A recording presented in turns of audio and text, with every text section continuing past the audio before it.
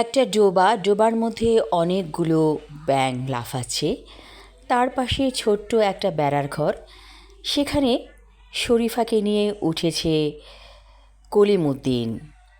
হাজারবার তুলনা করার পরেও কে সুন্দর, কে বেশি ভালো এবং দেখতে কে কুৎসিত, এইসব করার পরও কেমন করে যেন কি হয়ে গেল।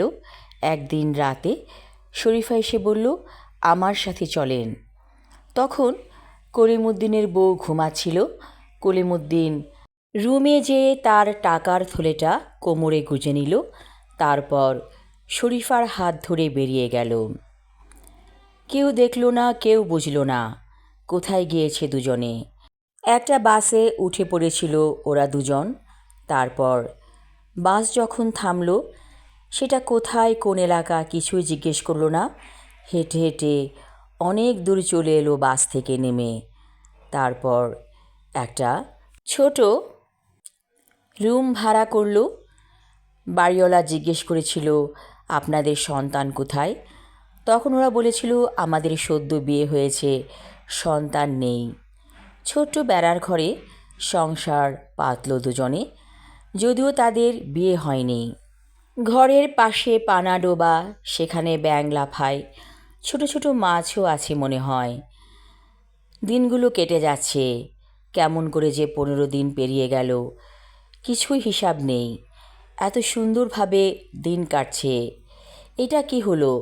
শরীফা কেন কলিমুদ্দিনের হাত ধরে বেরিয়ে এলো? একদিন কলিমুদ্দিন বলল, তুমি আমারে পছন্দ করছো কেন? শরীফা বলল, আপনারে আমার ভালো লাগছে, তাই আপনার হাত ধইরা চলে আসলাম। কিন্তু আমাদের তো বিয়ে হয় নাই, এটা তো একটা অসামাজিক কাজ। শরীফা বলল, এই ধরনের সংসার বিদেশে অনেক আছে, তারা একসাথে অনেক দিন পার কইরা দেয় বিয়া ছাড়া। আপনি আমারে চিনবেন, আমিও আপনারে চিনব, তারপর আমাদের বিয়া হবে। কলিমুদ্দিনের ভালোই লাগছে, কারণ প্রত্যেকটা পুরুষ এই ধরনের জীবন হয়তো মনে মনে পছন্দ করে। আর যেখানে শরীফা নিজেই এসেছে, তাতে কি এসে যায়? কলিমুদ্দিন নিজেকে বুঝ দেয়। হঠাৎ একদিন বৃষ্টির রাতে ওর মনে পড়ল তার স্ত্রী কমলার কথা। কেমন আছে কমলা? হয়তো সে ভালোই আছে। মুদি দোকানটা কি খুলেছে কমলা? ও কি নিজেই বসে সেখানে?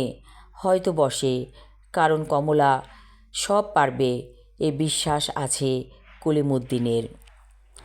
একদিন সকালবেলা কলিমুদ্দিন ঘুম থেকে উঠে শরীফাকে খুঁজতে লাগলো। না, শরীফা কোথাও নেই। কোথায় গেছে মেয়েটা, ওকে না বলে? এদিক সেদিক খুঁজল, কিন্তু শরীফা ফিরে এলো না। কলিমুদ্দিনের টাকার থলের মধ্যে কমপক্ষে 2 লক্ষ টাকা ছিল। থলেটা কোথাও খুঁজে পাচ্ছে না কলিমুদ্দিন। তাহলে কি সেটা নিয়ে পালিয়েছে শরীফা? মনে একটা সন্দেহ দানা বাঁধল। দিন গেল, রাত হলো, তারপরও শরীফা ফিরে এলো না। 1 দিন, 2 দিন, 3 দিন। বাড়িওয়ালাকে বাসা ভাড়া কীভাবে দিবে? সেই টাকাও তো কলিমুদ্দিনের হাতে নেই। কলিমুদ্দিন রাতের অন্ধকারে বেরিয়ে গেল বাসা থেকে। সেই বাসায় খুব একটা ফার্নিচার তারা করেনি। একটা তোশক ছিল, আর কিছু হাঁড়ি পাতিল। সব ফেলে কলিমুদ্দিন সোজা চলে এলো তার বাসায় কমলার কাছে। এসে দেখল কমলা ঘুমাচ্ছে।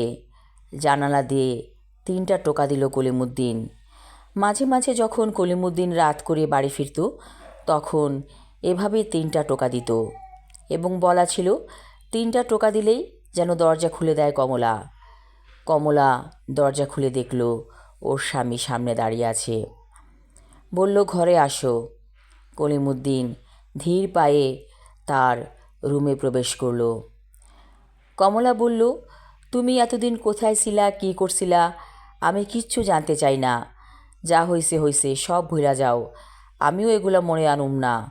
সুন্দর কইরা এখন সংসার করো। আর কোনো দিন আমারে ফাঁকি দিয়া চইলা যাইও না। একবার সহ্য করছি, দ্বিতীয়বার সহ্য করবো না। কলিমুদ্দিন তার স্ত্রীকে জড়িয়ে ধরে কাঁদতে লাগলো। বলল, কমলা, আমি তোমারে ভুল বুঝছিলাম। তুমি আমার ঘরের লক্ষ্মী, তোমার সাথে আমি আর কোনো দিন বেইমানি করুম না। কমলা বলল, এখন ঘুমাও, আর কোনো কথা না। তারা গভীর রাত পর্যন্ত জেগে থাকলো। দুজনের চোখে ঘুম নেই। বাইরে পূর্ণিমার চাঁদ যেন বলছে, তোমরা জেগে থাকো, আমি আছি তোমাদের সাথে।